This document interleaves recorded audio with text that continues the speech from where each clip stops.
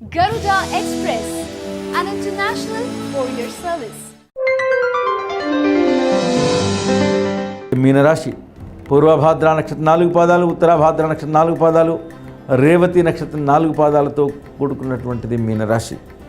మీనరాశికి 12/9/2017 వరకు గురువు సప్తమ స్థానంలో ఉండడం, ఆ తదనంతరం వత్సరాంతం అష్టమ స్థానంలో గురువు యోగించడం వలన వీరికి 7 సంపాదన, 11 ఖర్చు, 1 రాజపూజ్యత, 2 అవమానత.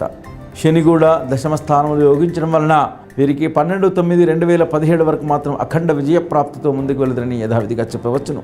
ఉద్యోగ ప్రాప్తి, వివాహ ప్రాప్తి, స్థల ప్రాప్తి, గృహప్రాప్తి ఇటువంటి యొక్క వాటి విషయాలలో వీరికి విశేషమైనటువంటి యొక్క లాభములు జరిగేటువంటి యొక్క విధిగా ఉండును.